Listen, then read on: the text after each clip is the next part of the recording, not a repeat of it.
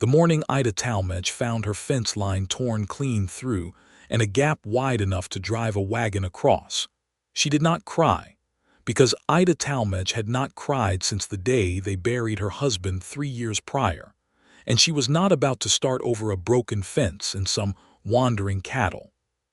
She stood at the edge of her property, hands on her hips, the September sun of 1882 already beating down on the parched grasslands of western Kansas, and she surveyed the damage with the same cool arithmetic she applied to every problem that came her way. 7 head of cattle, maybe 8, gone through that gap and heading east across land that did not belong to her. The fence posts had not simply rotted and fallen. Something had hit them, probably a spooked steer in the night, maybe more than one, and the whole section had given way like a row of dominoes. She was 31 years old. She ran 400 acres alone. She employed a single aging ranch hand named Hector Reyes, who was 62, and moved with the slow dignity of a man who had earned every creak in his joints, and she had absolutely no time for this kind of trouble. But trouble, as Ida knew better than most, did not schedule itself around a person's convenience. Hector came limping up behind her, squinting at the gap, his worn hat pushed back on his head. He had been with the Talmadge ranch since before her husband Calvin had bought it, and he had stayed on after Calvin died without either of them ever discussing whether he would or he would not. He simply had, and Ida was grateful for it every single day. Could be they went down toward the creek, Hector said, shading his eyes with one leather hand. That low ground east of here, near the old Miller property. Cattle always drift that direction when something spooks them. Miller property's been sold, Ida said. Some man out of Missouri bought it. I don't even know his name yet. Well then, Hector said, with the philosophical tone of a man who had seen enough of the West to know that most problems eventually sorted themselves. Whoever he is, he's about to know yours. Ida went inside and pulled on her riding coat, braided her dark hair back from her face with quick, practiced fingers, and told Hector to start on the fence repairs while she went after the cattle.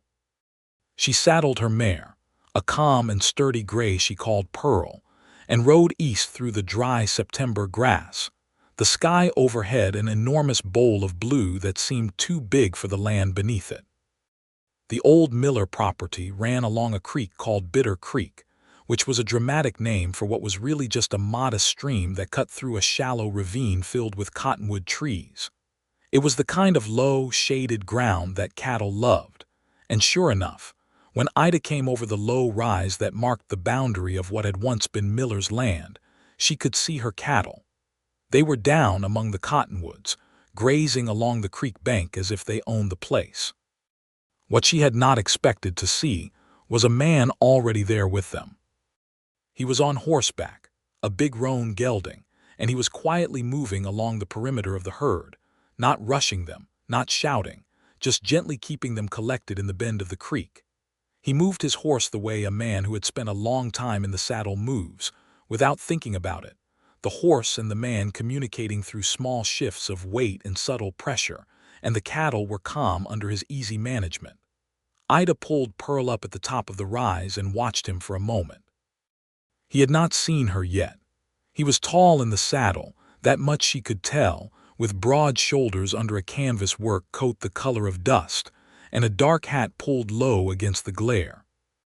He worked the cattle with patience, and she found herself watching him a beat longer than was strictly necessary before she clicked her tongue and rode Pearl down the slope toward him. He heard her coming and turned in the saddle, and she got her first clear look at his face. He was somewhere around her age, perhaps a few years older, perhaps 34 or 35, with a jaw that carried a few days of dark stubble, and eyes that she could not immediately name the color of because of the angle of the light. He had a straight nose and a face that was weathered but not yet worn, the kind of face that had seen weather and work and had not been defeated by either.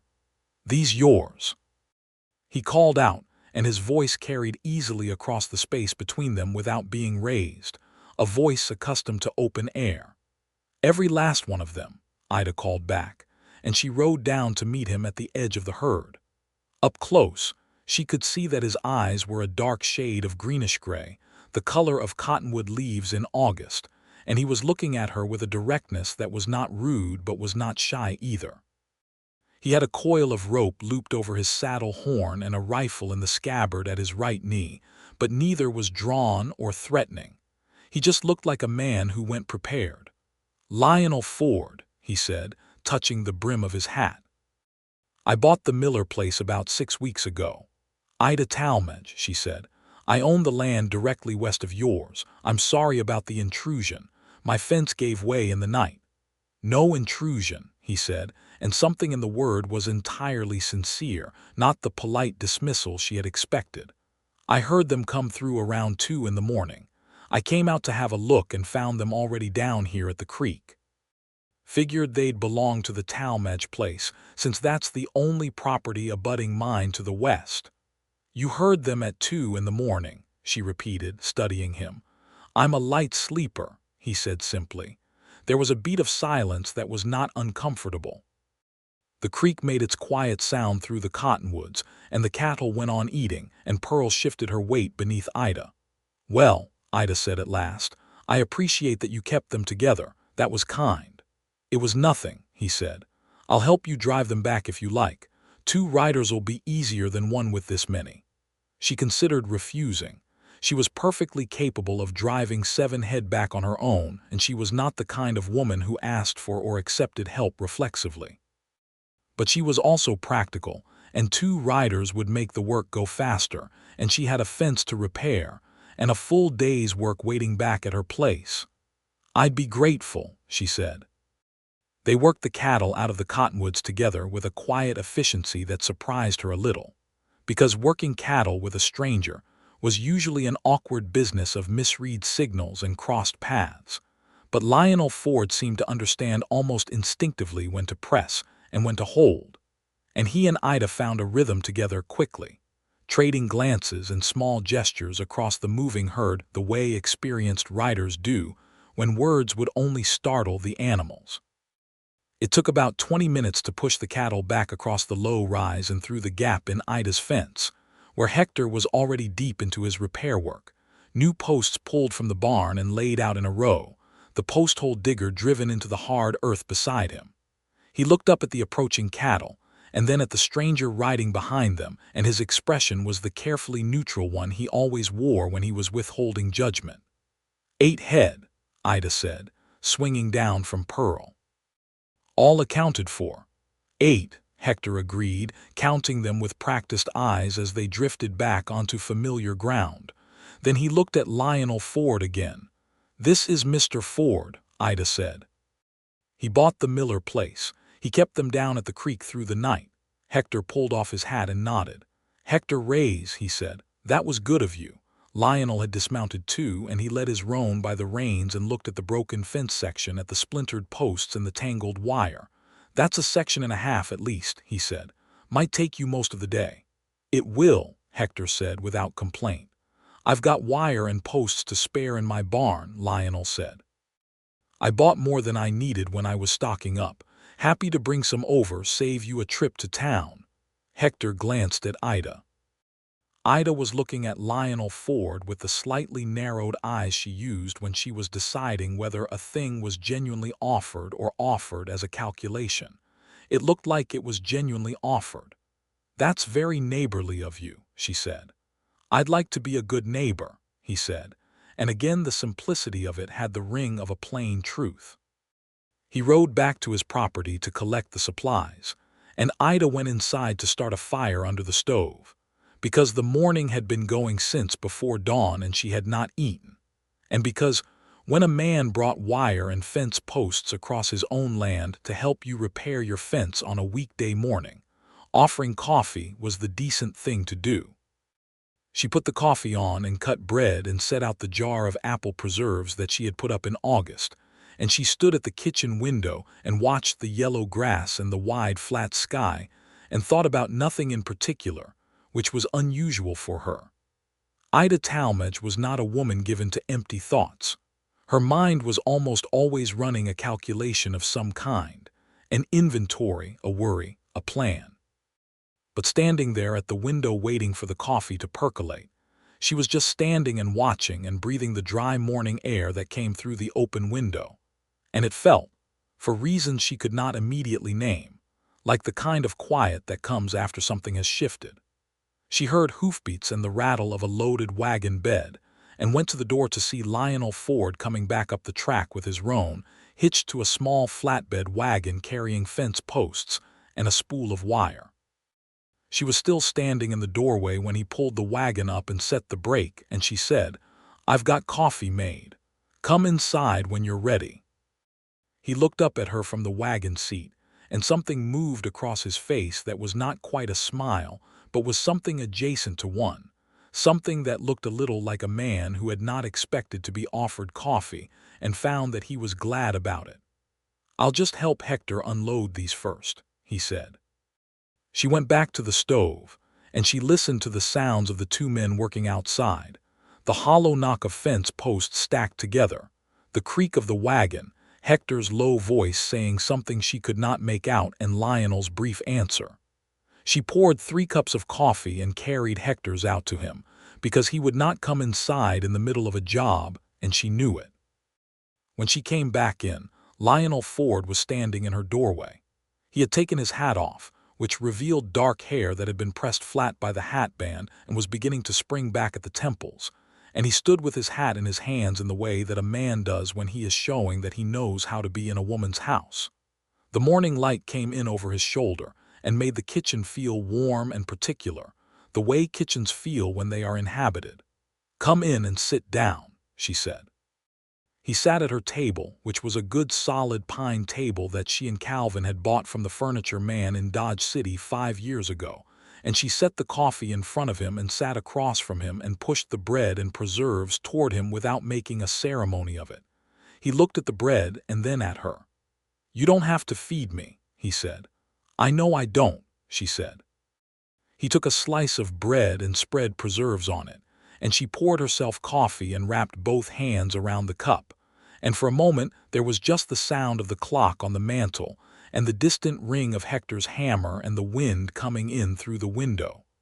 "You're from Missouri," she said. "Born there," he said. "Spent the last 8 years in Colorado and Wyoming, cattle work mostly. I spent 3 years on a ranch outside of Cheyenne, another 2 near Pueblo." He paused and turned the coffee cup in his hands. "I wanted land of my own, saved for it long enough. What made you pick this particular piece?" She asked, and she was asking honestly, because the old Miller place was decent land, but it was not exceptional land, and there were parcels in this part of Kansas that a man with savings might have chosen over it. He looked at her with something that might have been amusement. "You want the honest answer." "I always want the honest answer," she said. "I was riding through on my way to look at a property near Cimarron," he said, "and I stopped in Meade for the night, and the land agent there told me about this place, and I rode out to have a look the next morning." He paused. "I stood on that low rise above the creek and I watched the cottonwoods for about 10 minutes, and I thought, this is where a man could put down roots, so I bought it instead of going to Cimarron." Ida looked at him. "That's simple." "Sometimes things are," he said. She thought about that.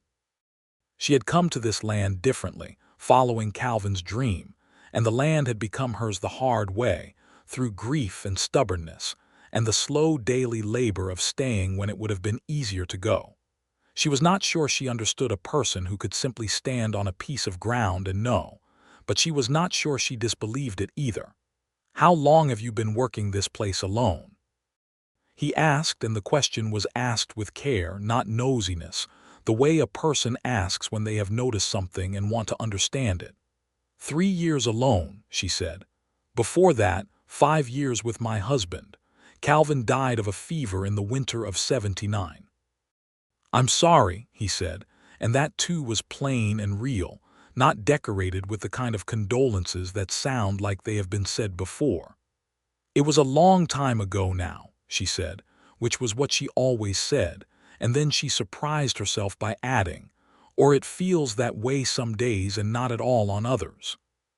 He looked at her across the table, and she felt suddenly as if she had said more than she intended, which was a feeling so unfamiliar to her that she picked up her coffee cup and took a long sip just to have something to do with her hands. "Do you have family near?" he asked. "My sister is in Wichita," she said. "She writes. I have a brother in St. Louis. He thinks I should sell this place and come back east." She said the last sentence with a tone that made her opinion of that suggestion entirely clear. Lionel smiled at that, a real smile this time, and it changed his face considerably, loosening something in it. "I take it that's not something you're considering." "Not for a single moment," she said. "Good," he said quietly, and then seemed to realize the word implied something he perhaps had not meant to imply, and he looked back down at his coffee. She found that she was not embarrassed by the word. She found instead that something in her chest had taken a slow, considering breath. He had meant to stay for coffee and be gone. She could see that in him, in the way he had sat down with the contained posture of a man who was not planning to linger, the way he had been about to leave 3 times already in the conversation, and had not. There was somewhere else he was supposed to be. She could feel that about him the way you can feel about a person when they are keeping one foot pointed toward the door. But as the morning stretched on and the coffee was refilled once and then twice, that foot no longer seemed pointed toward the door.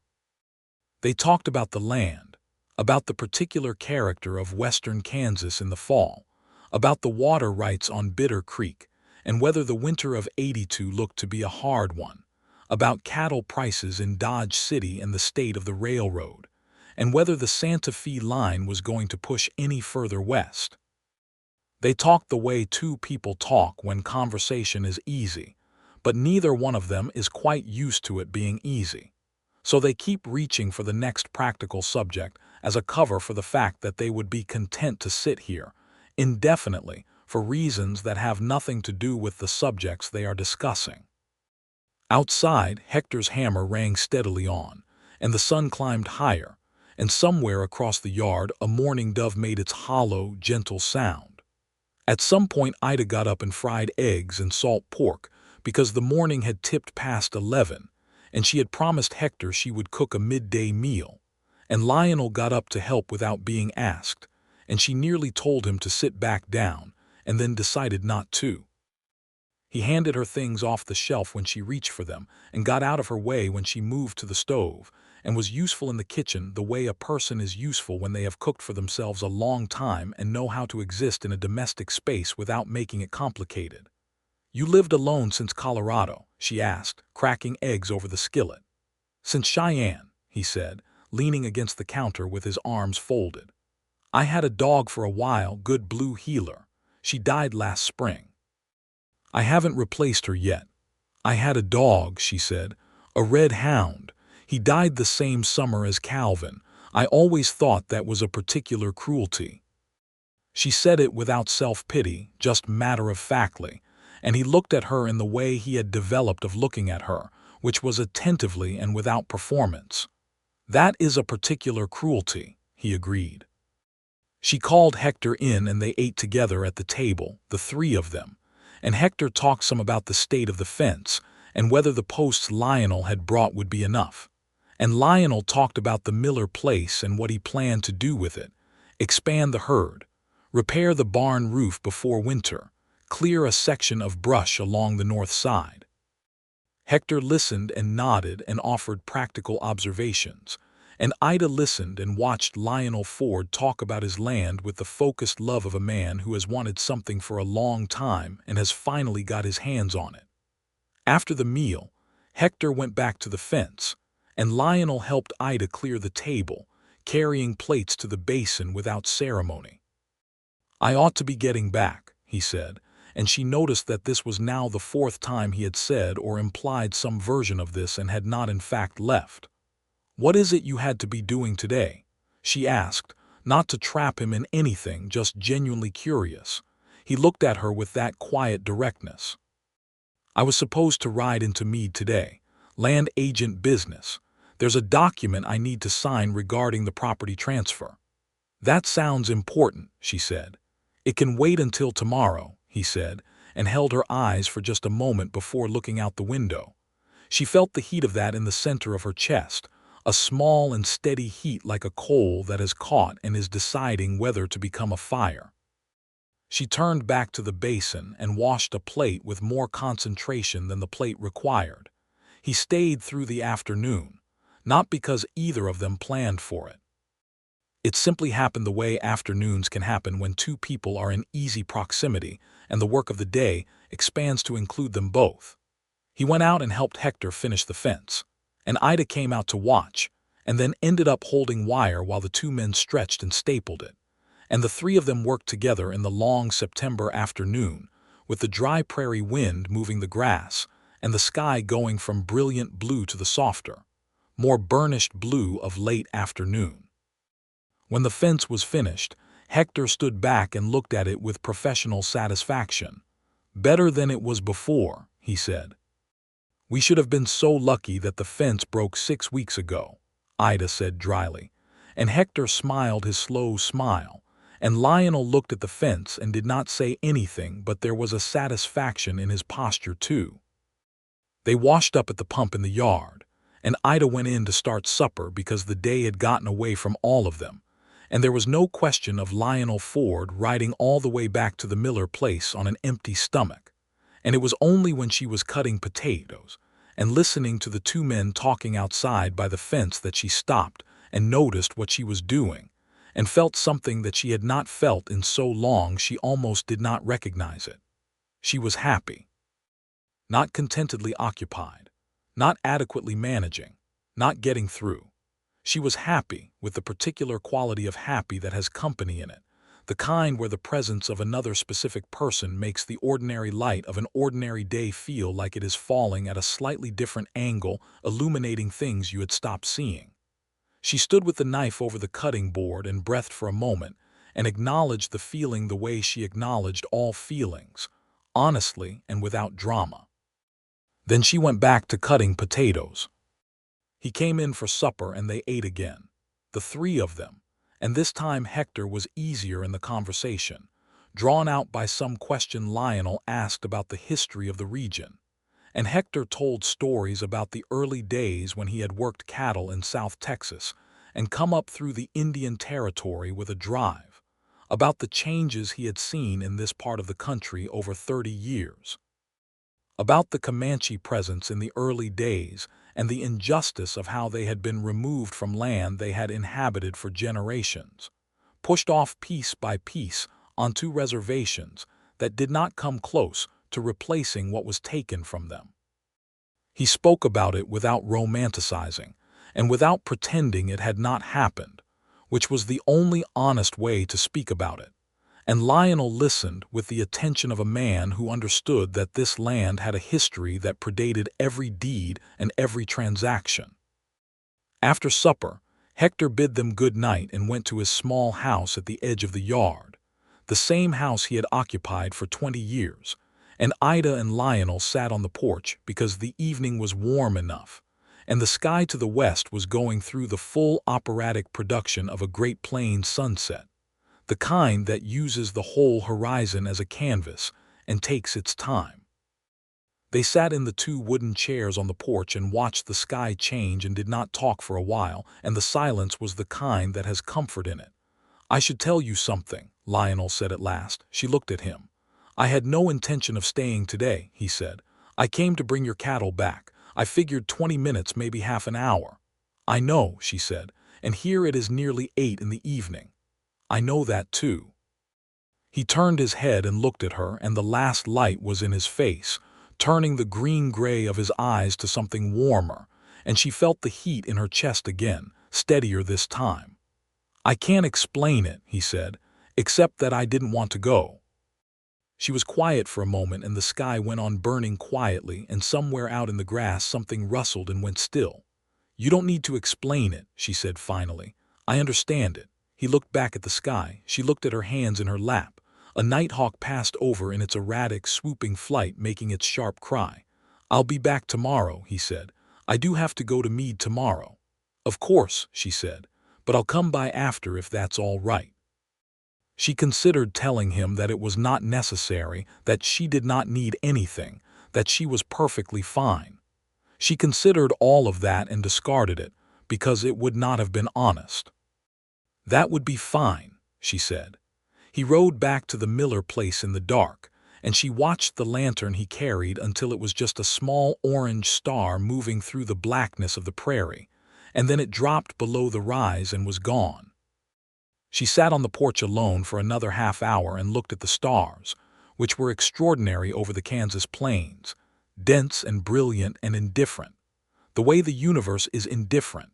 And she thought about Lionel Ford's hands on the fence wire, and his voice saying that sometimes things are just that simple, and the way he had filled her kitchen with something that felt like weather, a change in pressure, the way the air feels before rain. She went inside and went to bed and slept better than she had in months. He came the next day, and the day after that, and the day after that. The first visit back was in the late afternoon, as he had said, after his trip to Meade, and he came with 2 jars of peaches he had been given by the general store owner's wife as a welcoming gift, and had no idea what to do with. And Ida laughed at the offering, a real laugh, short and surprised, and put the peaches on the shelf and made coffee. They sat at the table, and he told her about the land agent and the paperwork that formalized his ownership of the Miller place, and she told him about a dispute she had been managing with the cattle buyer from Dodge City who had tried to pay her below the agreed price for her spring drive. And Lionel listened with his elbows on the table and his face attentive and said, "What did you do?" with the tone of a man who expected the answer to be satisfying. "I told him I would take my cattle to the buyer in Liberal instead," she said. "He paid the agreed price." Lionel looked at her with unconcealed admiration. "How far is Liberal?" 60 miles, she said. He shook his head slowly, and the corners of his mouth did the thing they did when he was amused but was keeping it contained. "You would have done it." "Absolutely," she said. The visits settled into a rhythm over the following 2 weeks. Not every day, because they both had land to run and work to do, but every 2 or 3 days he would appear in the late afternoon or the early evening, sometimes on horseback and sometimes in the wagon if he had errands that brought him past her turnoff, and they would sit on the porch or at the table and talk about everything and nothing, about the land and the cattle and the weather and the wider world, and the smaller one that existed between their 2 properties. Hector watched this development with the measured calm of a man who had seen enough of life to know when something was real and when it was not, and the thing developing between Ida Talmadge and Lionel Ford was, in Hector Reyes's considered assessment, very real. He did not say anything about it. He did not need to. He simply began leaving a little earlier in the evenings when Lionel came by, and he had the tact never to mention it. One evening in early October, when the nights had begun to carry the first real chill of the coming season, and the cottonwoods along Bitter Creek were going to gold, Lionel brought over a problem. He had 2 young steers that had gone lame, and he was trying to determine whether the lameness was hoof rot or something else, and he thought Ida, who had been farming this land for 8 years and knew its particular challenges, might have an opinion. She came out to his property with him in the dusk, riding Pearl, and she knelt in his corral in the fading light and looked at the hooves of both animals with practical expertise while Lionel held a lantern over her. "Hoof rot," she said, standing and brushing her skirt. "You need to clean these and treat them with copper sulfate. Do you have any?" "I have bluestone," he said. "That's the same thing. Mix it with water and pack the hooves. Keep them dry for a week." He was looking at her with an expression she was becoming familiar with, which was the expression of a man who was trying to memorize something. She looked back at him, and the lantern light was between them, warm and uncertain. "Thank you," he said. "It's nothing," she said. "Hector showed me. He knows everything there is to know about cattle health." "I'll have to pick his brain," Lionel said, but he was still looking at her in a way that had moved some distance from talking about cattle. She became very aware of the fact that they were standing close together in his corral in the dark, the 2 lame steers patient and uninterested nearby, the first stars appearing overhead, the October wind moving around them with its particular cold intelligence. She took a step back and picked up Pearl's reins. "I should get back before it's full dark," she said. "Let me ride with you," he said immediately. She looked at him. "It's dark," he said, and then seemed to understand that she was perfectly capable of riding half a mile in the dark, and was perhaps reaching for a reason. And the lines at the corners of his eyes deepened a little in something like rueful self-awareness. "Or you're fine on your own, you clearly are." "I'll be fine," she said, and then, because she was honest, "but you can ride with me if you want to." He saddled his roan, and they rode back across the low rise in the dark, the horses finding their way without difficulty, the stars spreading overhead in their winter brilliance. They rode close enough that she could have reached out and touched his arm. She did not, but she was aware of the possibility the whole way home. At her gate she pulled Pearl up, and he stopped the roan beside her. "Ida," he said. Her name in his mouth had a specific quality that she had been noticing for 2 weeks, a quality of care, like a thing being held. "Yes," she said. He was quiet for a moment, and the horses breathed, and the dark lay around them with all its depth and silence. "I'd like to call on you," he said carefully, "properly, if you're agreeable to that." She sat still on Pearl and looked at him in the dark and felt the coal in her chest fully commit to becoming a fire. "I'm agreeable," she said. She heard him breathe out. It was the breath of a man who has been bracing himself against a possible no and finds that there is none. "Good," he said, and his voice was quiet and warm and close. She rode Pearl to the barn and unsaddled her and went inside and stood in her kitchen in the dark for a moment before she lit the lamp. And she pressed one hand flat against the center of her chest because she wanted to feel what was there. And what was there was something large and warm and slightly terrifying.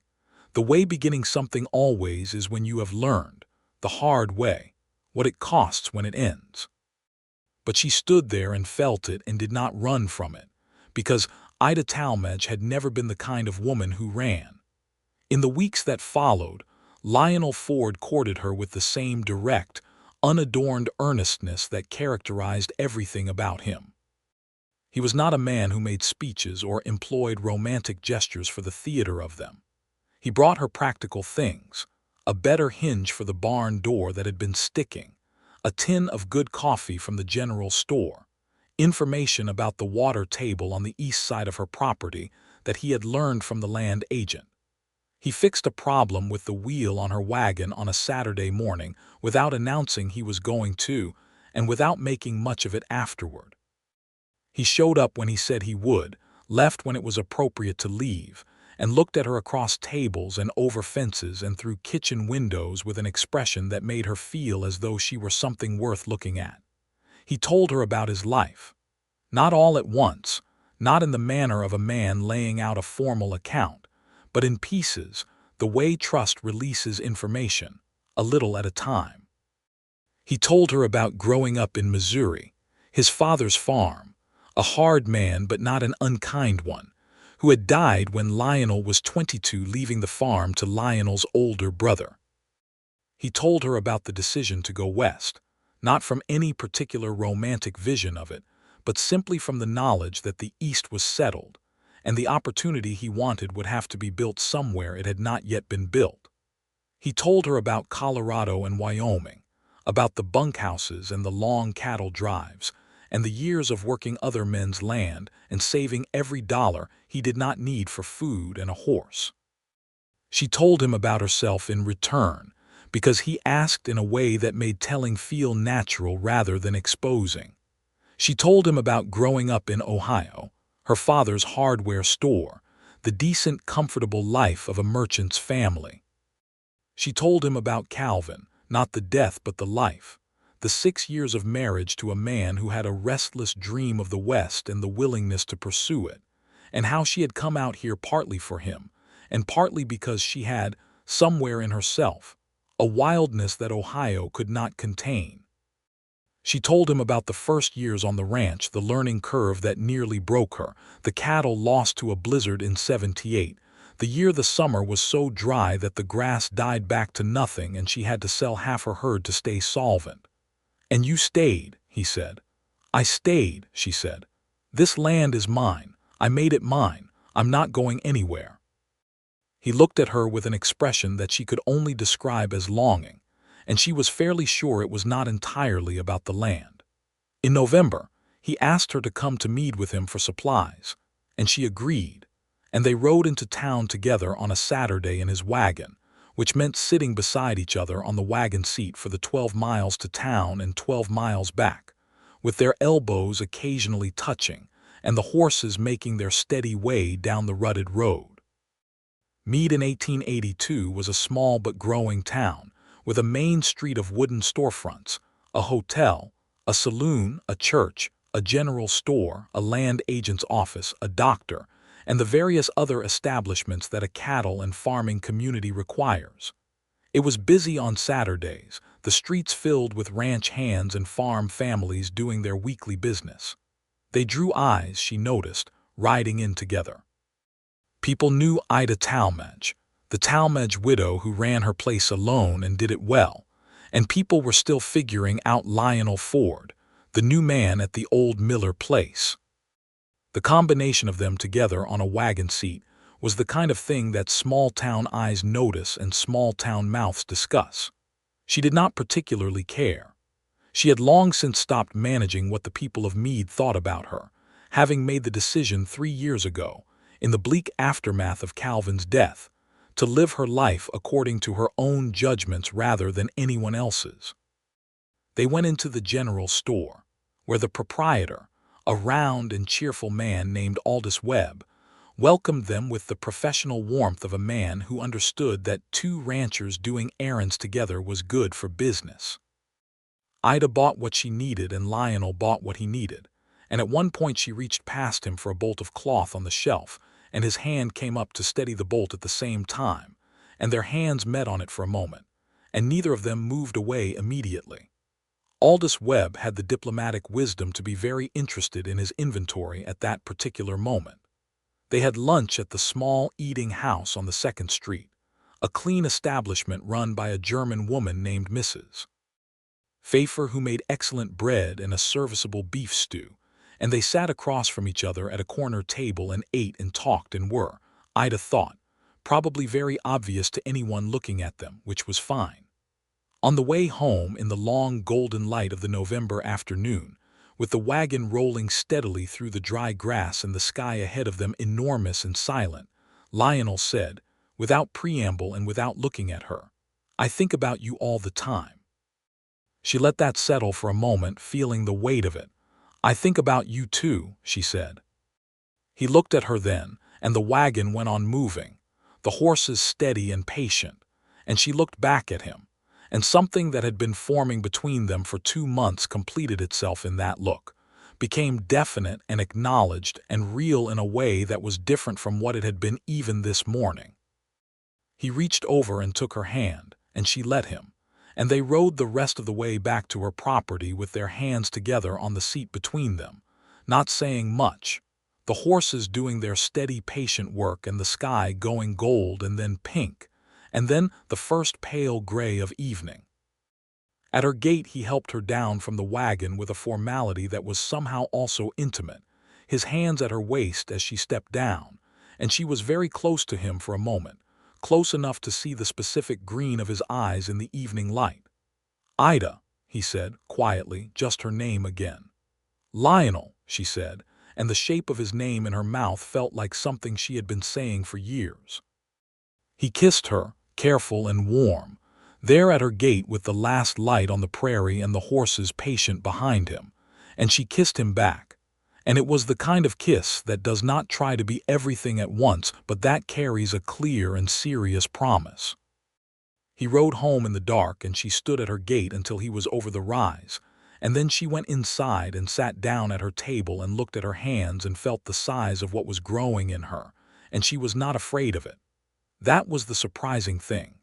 She had expected to be afraid, because she knew the cost of love and had paid it once already, and you would think that knowledge would make a person cautious to the point of stillness. But she was not afraid. She was awake in a way she had almost forgotten about, every sense sharpened, the lamp on the table brighter than usual, the sound of the wind outside more particular. The whole world returned to specificity after years of a muted functional gray. December came cold and early. The first snowfall hit the second week of the month, a proper blizzard that came down from the north and kept everyone indoors for 3 days. Ida and Hector had spent the previous week preparing, moving cattle to the sheltered pasture, stacking hay in the barn, laying in wood. Lionel had done the same at his place, and she spent the first 2 days of the blizzard not worrying about him because she knew he had prepared, which was itself a new and curious experience, knowing the shape of another person's competence well enough to trust it in their absence. On the third day, the storm broke and the sun came out on a white and silent world, the drifts up to the fence rails in places, the sky an absolute brilliant blue. She was out with Hector clearing a path to the barn when she heard hoofbeats and looked up to see Lionel on the roan, picking his way through the drifts along the track, and something in her chest lifted with a speed and completeness that was almost embarrassing. He pulled up at the yard fence and raised a hand. "Everything all right over here?" "Fine," she called back. "You?" "All accounted for," he said. He was grinning, which she was learning to love, the particular brightness of his face when he was happy.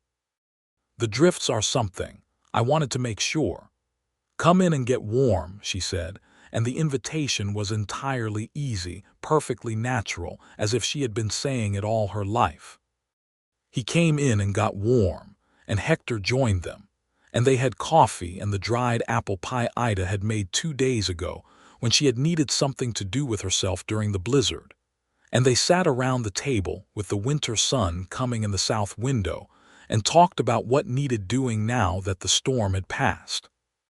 After Hector went back out to clear the rest of the path, Lionel stayed and helped Ida carry hay down to the cattle in the sheltered pasture, working beside her in the quiet cold, their breath making clouds, the cattle lowing softly as they ate.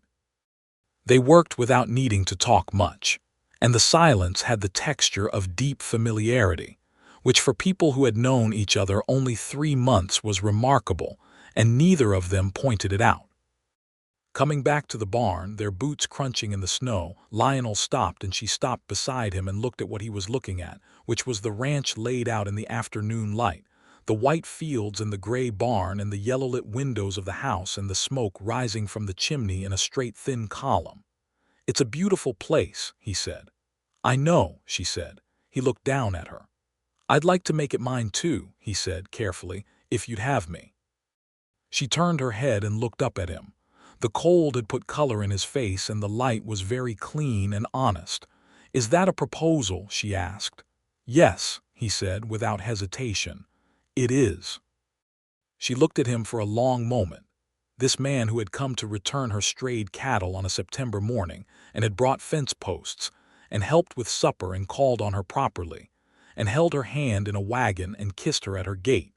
This man who had known her for 3 months and who had nonetheless, in those 3 months, come to understand something about her that she valued being understood about, which was that she was not a person you managed or protected or made decisions for. She was a person you worked beside. "I'd have you," she said. He pulled her into his arms there in the snow outside her barn, and she put her arms around him and felt his solid warmth and the wool of his coat under her cheek, and he held her with a thoroughness that left no doubt about his intentions, and she pressed her face against his shoulder and breathed. "I don't want a long engagement," she said, into his coat. He pulled back just enough to look at her, amused. "How long?" "Spring," she said. "When the weather's decent." "Spring," he agreed and kissed her again, and the cold did not matter at all. They told Hector over supper that evening. Hector looked at them both for a moment with the expression of a man who is not at all surprised but is nevertheless moved, and then he reached across the table and shook Lionel's hand with great deliberateness, and said to Ida, "Good," in the same tone she had once heard him use when he looked at a piece of particularly well-laid fence, which was the highest form of his approval. They wrote to their families. Ida wrote to her sister in Wichita and her brother in St. Louis. Her sister wrote back with a letter that was full of exclamation points and an expressed wish to come for the wedding. Her brother wrote more cautiously and said he hoped she had thought carefully about this, to which Ida wrote back a letter that was very short and very clear, and her brother, to his credit, took the hint, and subsequently wrote a letter that was more generous.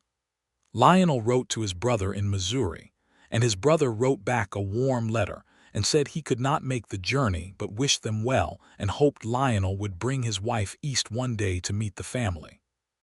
The word wife made Lionel read the letter twice, not because it surprised him, but because the way a word lands in your chest changes when it has a specific face attached to it. They decided to combine the properties. This was a practical and also deeply symbolic decision. The Talmadge land and the Ford land, separated by the low rise above Bitter Creek, would become a single working ranch. The boundaries shifted, and the two properties operated as one. The legal arrangements would take time, but they began the conversations with the land agent in Meade, and by February the paperwork was underway. In the meantime, Lionel spent time at her property, and she spent time at his, learning each other's land the way you learn each other's histories, in careful increments that build into something whole. She rode his property with him in the January cold and pointed out where the water would pool in spring, and where the fence line would need reinforcement, and where, in her estimation, a second barn could be built to give them the storage capacity they would need if they expanded the herd. He listened and added his own observations, and they talked about the ranch not as his or hers but as theirs, fluently and without effort, because that was how it already felt. He had a gift for the work that she appreciated specifically because it was not the same as hers. She was good at the management, the planning, the finances, the decisions about what to sell and when and to whom. He was extraordinarily good at the physical mastery of the land, at reading its conditions and its needs, at the kind of patient, attentive labor that builds things up rather than just maintaining them. Together, she thought, they would make something much better than either of them had made alone. Her sister Clara came down from Wichita in March, 2 weeks before the wedding, and stayed at the ranch. She was a warm, talkative woman, shorter than Ida and rounder, with the same dark eyes and a disposition that was fundamentally optimistic in a way that Ida, who was more clear-eyed than optimistic, had always found both baffling and deeply comforting. Clara took to Lionel immediately and said to Ida, with the directness of a sister, "He looks at you like you're the answer to something he was working out," which was so precisely accurate that Ida had to turn away to hide her expression. The wedding was on a Thursday in late March of 1883, in the sitting room of Ida's house, which was festooned with dried flowers and early spring greenery that Clara had insisted upon, presided over by the Methodist minister from Meade, who rode out for the occasion with his wife, and who performed the ceremony with appropriate gravity and a few gentle jokes that made the small assembled company laugh. The assembled company was small: Clara, Hector, Aldous Webb and his wife from the general store, and the minister and his wife. It was not grand. Neither of them wanted grand. What they wanted and what they got was true, and the sitting room of the Talmadge ranch house was full of it, the specific gravity of two people making a promise to each other that they intend with their whole selves to keep. When the minister said Lionel could kiss his bride, Lionel cupped Ida's face in both his hands with a tenderness that made Clara press her handkerchief to her eyes, and kissed her softly, and then looked at her for a long moment after, and she looked back at him. And what passed between them in that look was the whole particular history of how they had arrived here, from a broken fence and a mourning of strayed cattle to this bright March room. Clara cooked an extraordinary wedding supper that filled the house with warmth and the smell of good food, and they ate and drank and were loud with celebration. And Hector gave a toast in a voice that was steady even though his eyes were not, and said that he had known the Talmadge place for 20 years and had never seen it look better than it did today, and everyone understood that he was not talking about the fence repairs. After Clara went back to Wichita and the business of ordinary life resumed, it was the best kind of ordinary that Ida had ever inhabited. Having a partner was not what she had feared it might be, which was a diminishment of what she had built, a reduction of her ownership of her own life. It was instead an addition, a multiplication. The ranch was more alive with two people running it fully. The decisions were sharper, tested against another thoughtful mind. The evenings were different, warm and particular in ways that evenings alone had never been. They moved the furniture around a bit. Lionel had some pieces from the Miller house that were better than some of hers, including a good oak dresser and a writing desk that became his spot for doing the ranch accounts, which he handled with the same methodical patience he applied to everything. She kept her kitchen the way she wanted it, and he never once suggested it be different. He built shelves in the barn and a proper feed room and repaired the roof on the smaller outbuilding before summer came. She negotiated a better contract with the Dodge City cattle buyer who had tried to shortchange her the previous year, and the man's face when she walked in with Lionel beside her and laid her terms on his desk was briefly priceless. Hector observed all of this with the deep satisfaction of a man whose investment in the well-being of a particular place and the people who occupied it had paid off in the best possible way. He worked alongside Lionel with a growing regard that was mutual, and he began passing along decades of accumulated knowledge about the land's particular quirks with the generosity of a man who has found a worthy recipient. In the summer of 1883, Ida told Lionel she was expecting. She told him in the kitchen on a July morning, sitting across the table from him with her coffee, and she watched his face go through several rapid changes, surprise and then comprehension, and then a joy so large it seemed for a moment to exceed his capacity to contain it. And he came around the table and knelt beside her chair and took both her hands, and she laughed at him, warmly and with her whole chest, because she had not expected the kneeling. "Are you all right?" he said, holding her hands and looking up at her. "I'm perfectly fine," she said. "People have babies in this part of the world every day. Get up." He got up, but he did not let go of her hands, and he pulled her up from the chair and held her for a long time, and she let him, resting her chin on his shoulder and looking out through the window at the bright summer land that was theirs, and felt the future arranging itself around them with a generosity she had not dared to count on. The pregnancy went well, which she had hoped for but not assumed. She kept working through the fall with the practical determination that governed her in all things, adjusting what needed adjusting and declining to be treated as if she were made of glass, which Lionel had initially attempted and had been set straight about clearly and only once. He learned quickly that the correct approach was to be present and capable without being managing, and he was good at that. In November, with the first cold coming back and the cottonwoods along Bitter Creek stripped to their silver branches, Ida gave birth to their son in the bedroom of the Talmadge ranch house, attended by the doctor from Meade, who had been called 2 days in advance and was already staying at the hotel in town when the morning came. It was a long labor but not a dangerous one, and Lionel was in the next room for the entirety of it in the state of focused, contained anxiety that characterized him under stress, moving between the kitchen and the hallway and the porch and back, and Hector sat with him for part of it and mostly didn't say anything, which was exactly the right thing.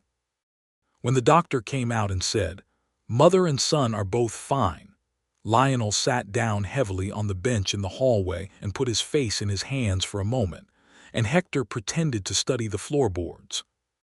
The boy was born on a cold, clear morning in November 1883, and they named him James Calvin Ford, James for Lionel's father and Calvin for the man who had first loved this land and left it to Ida, because she had wanted to honor both. Lionel had agreed to Calvin without hesitation, which told her something about him she had not needed to know additionally but was glad to know. James Calvin was a large baby, dark-haired like his mother, with his father's eyes, and he had a voice on him that was audible from the porch. Ida held him in the winter light coming through the bedroom window and looked at his face and felt something come back into place deep inside her, something that had been carefully laid down and covered after Calvin died, and the first hard year had swept through her life, something she had not expected to recover. Lionel sat beside her on the bed and looked at his son and then at his wife, and he did not say anything for a long time because there was nothing to say that the moment was not already saying, and he put his arm around her carefully and she leaned her head against his shoulder. "James Calvin," she said quietly. "James Calvin Ford," he said. Hector was allowed in briefly and held the baby with the confidence of a man who has managed live animals of all sizes for 40 years, and said, "Good boy," with great seriousness to the infant, who regarded him with the unfocused but somehow attentive expression of the very newly born. The winter of 1883 and 1884 was one of the better ones in Ida's memory. The house was warm and inhabited in a way that the years of living alone had never quite achieved, and the baby was a compelling and demanding presence that reorganized everything around him in the way of babies. And Lionel was a father with the same quality of attentiveness he brought to everything, patient and absorbed and deeply serious about the responsibility.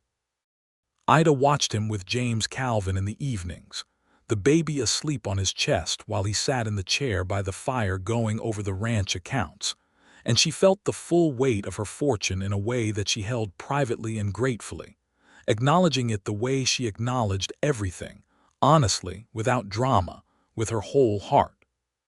Spring came, and the ranch went into its busy season, and James Calvin went into the period of becoming definitively mobile, which transformed the house into a new kind of adventure.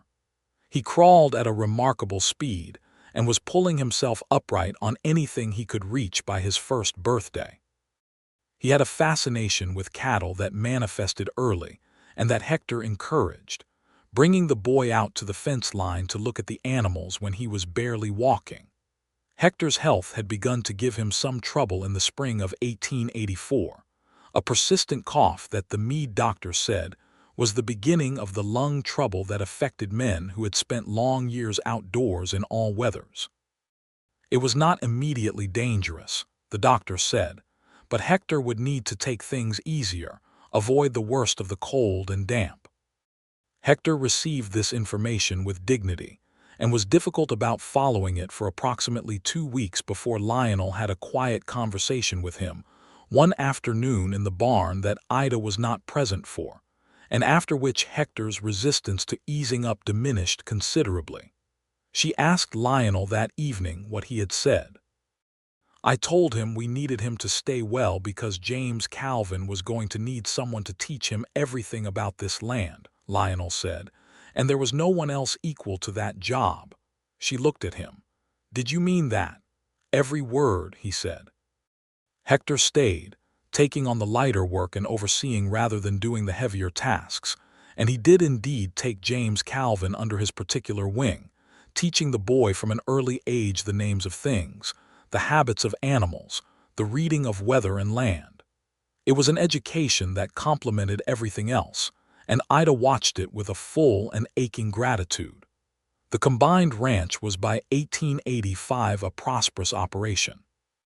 They had expanded the herd to 300 head, added a second hired hand for the busy seasons, built the additional barn that Ida had identified as necessary in her early survey of the land, and renegotiated the water rights on Bitter Creek to a more favorable arrangement that gave them security for the dry years.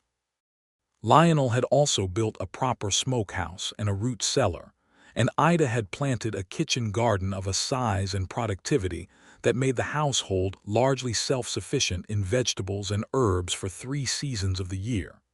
In 1885, she told him again about a child. This time she told him in the barn, which was perhaps less ceremonial but felt right because they were both there working on a Saturday morning and the moment arrived and she said it without preamble, and he turned from the hay he was moving and looked at her with the same joy as before, more settled this time, less overwhelming but no less complete. "When?" he said. "March, I think," she said. He came over and kissed her, hay dust and all, and she laughed against his mouth. The second child was born in March of 1886, a girl this time, and they named her Clara Rose Ford, Clara for Ida's sister who had come from Wichita again for the occasion, and who was present for the birth this time at her own considerable insistence. And Rose because Ida had always intended to plant roses along the south side of the house when she had time, which had not yet happened, but which she now felt newly motivated to accomplish. Clara Rose was smaller than James Calvin had been, dark-eyed like Ida, with a calm attentiveness from the very beginning that made people describe her as an old soul. And she was greeted by her brother, now 2 years old, with the cautious scientific interest of a small child encountering a new species that has moved into his habitat.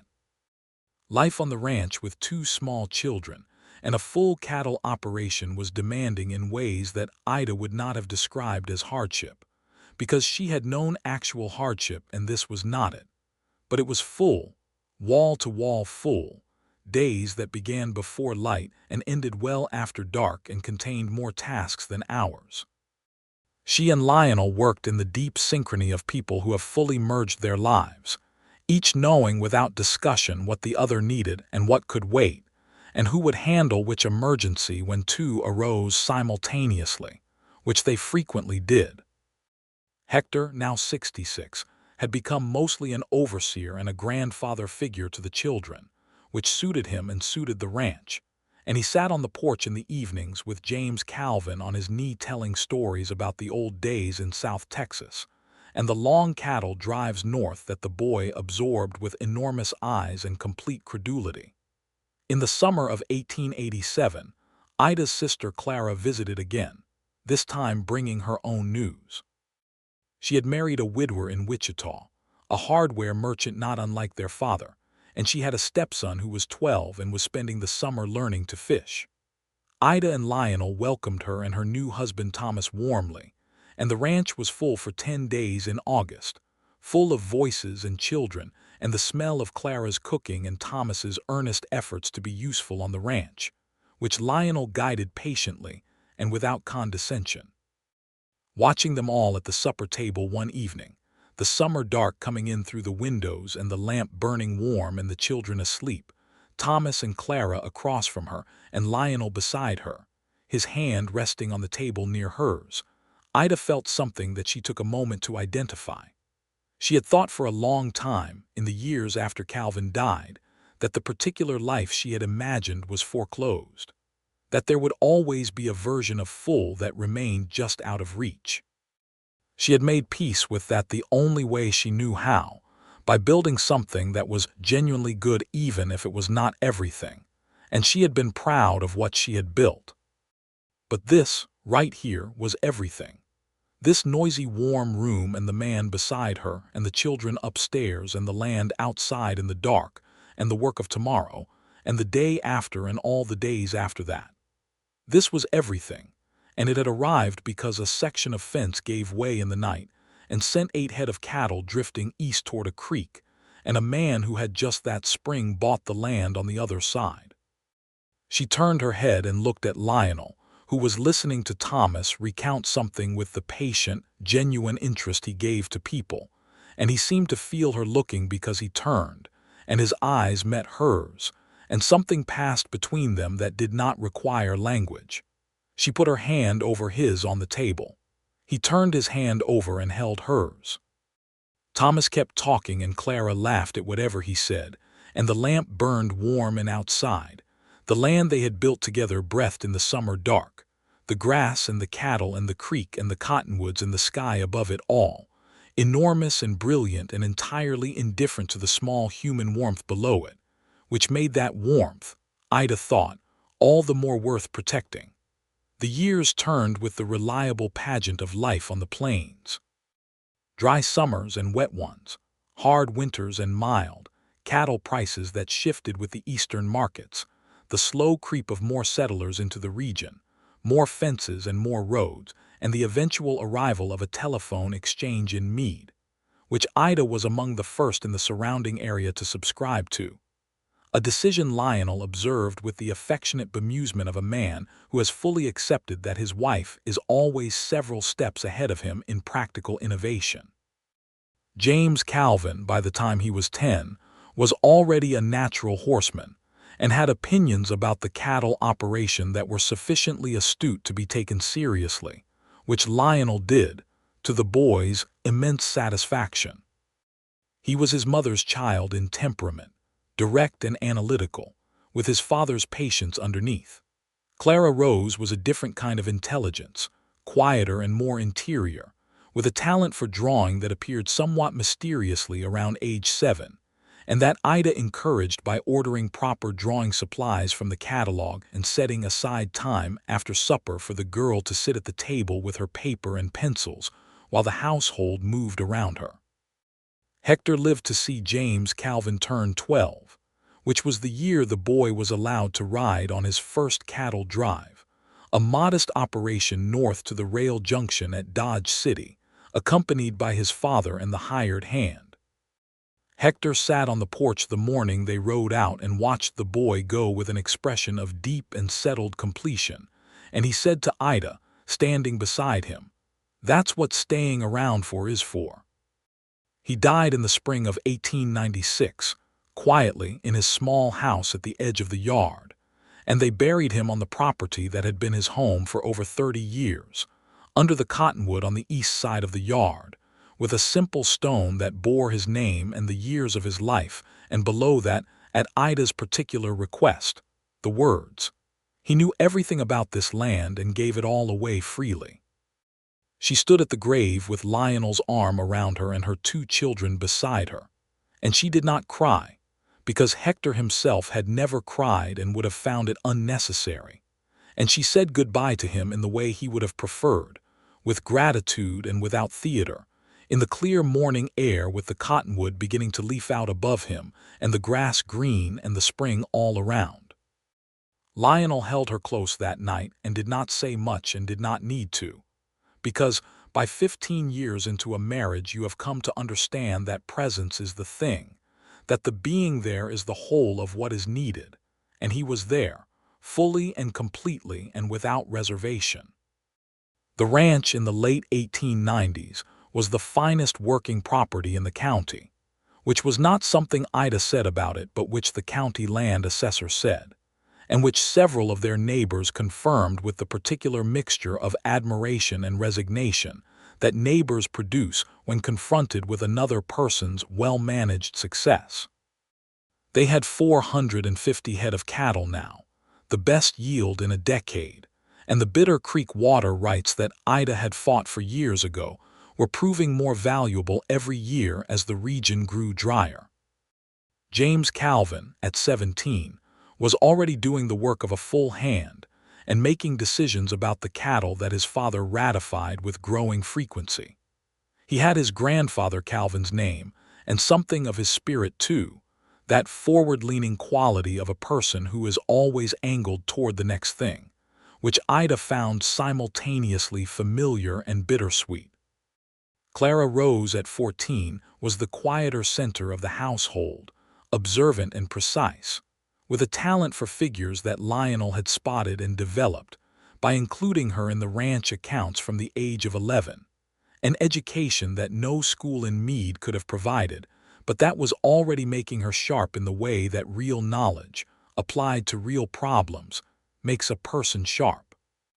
One September evening in 1899, 17 years after the morning Ida had ridden out to gather her strayed cattle and found a strange man already tending them at the creek, she and Lionel sat on the porch in the September warmth and looked at the same view they had always looked at, the same grass and the same sky and the same distant line of cottonwoods marking Bitter Creek, and the evening was so like that first evening that she said so.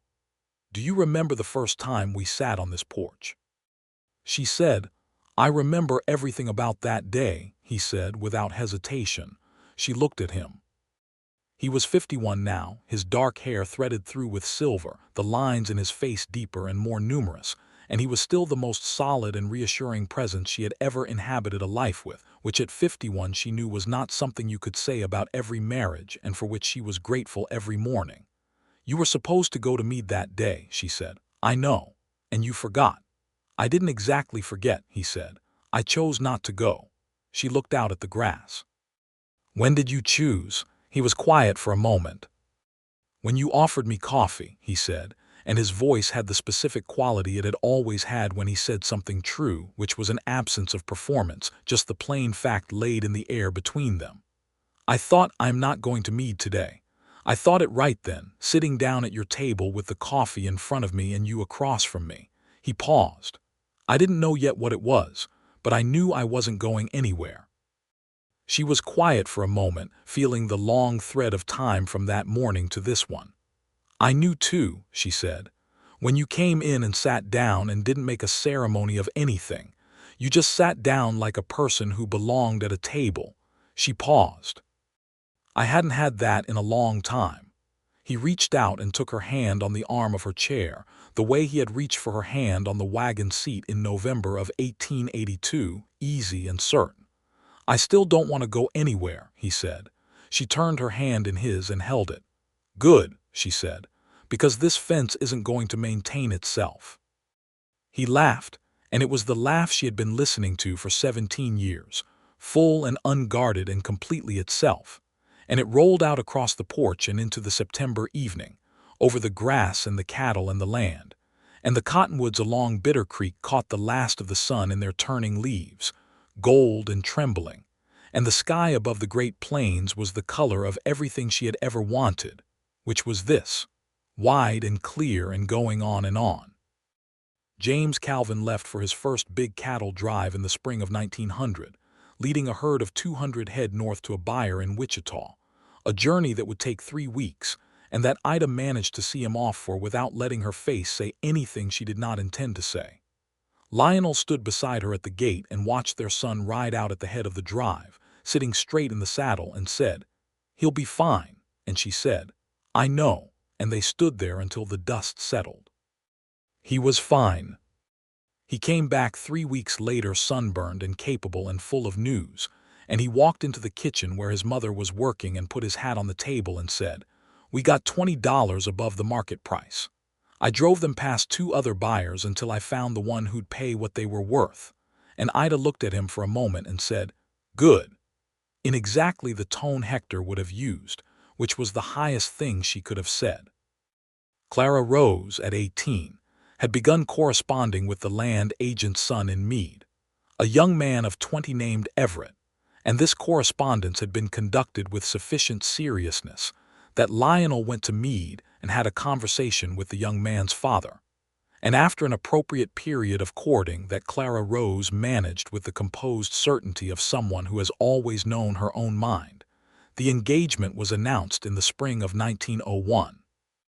Lionel gave Clara Rose away at the church in Mead on a June morning in 1901, and his face during the ceremony was the face of a man who is holding himself together by the careful management of his expression, which Ida could read perfectly and which she loved him for, the trying and the not quite succeeding, and she pressed his arm during the final blessing, and he pressed hers back.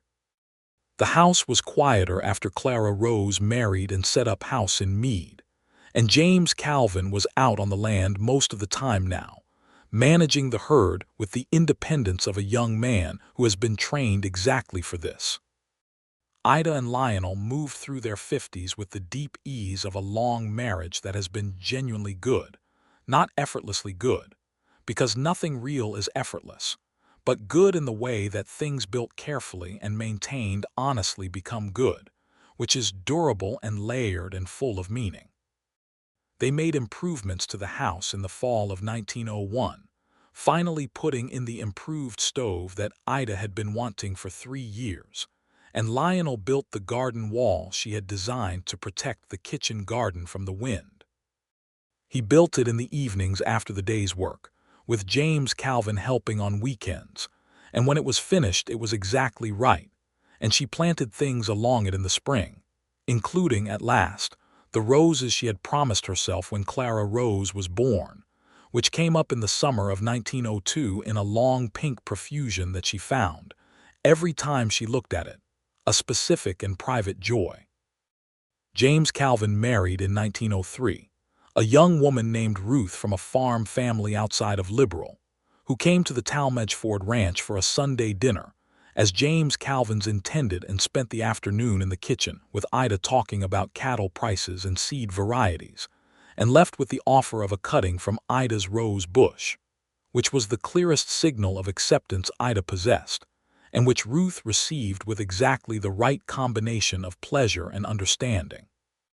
Their first grandchild, a boy named Thomas Hector Ford for both grandfathers and for Hector, was born in the spring of 1904, and James Calvin rode out to the main house to tell his parents at 6 in the morning, and Ida and Lionel rode back to the small house on the north end of the property, where James Calvin and Ruth had been established since the marriage. And Ida held the baby for a long time and said nothing, and Lionel stood close behind her and looked over her shoulder at the baby's face. Thomas Hector had the Ford green-gray eyes and the Talmadge dark hair, and he was, in Lionel's completely unbiased assessment, the finest infant he had ever seen. Ida looked up at Lionel over the baby's head, and he looked back at her, and 54 years old looked nothing like the end of anything. It looked like the middle of a thing that had been carefully made and was holding. They stayed for breakfast, the four of them around James Calvin's table, and Ruth made coffee and the baby slept in the wooden cradle that had been Ida's cradle, and then James Calvin's cradle and was now Thomas Hector's. And the morning light came in through the east window of the little house and lay across the floor in a warm, oblique band. And outside the land went on in all directions, theirs and known and tended. And somewhere along Bitter Creek the cottonwoods were budding out in their first green of the year. On the ride back to the main house in the April morning, Ida and Lionel rode side by side the way they had ridden together for 20 years, easy and companionable, Pearl long since gone and her current horse, a bay mare named Sarah, and the roan gone too, and Lionel's current horse, a gray gelding that he had named, without any self-consciousness, Ford, which everyone found either very funny or very appropriate. Hector would have loved him, Ida said, meaning the baby. He would have told him he had good eyes, Lionel said, and been right about it. She smiled at the road ahead. We did all right, she said, and she meant the ranch and the children and all of it, the whole of the thing, from the broken fence and the strayed cattle to the grandbaby in the cradle. We did more than all right, Lionel said.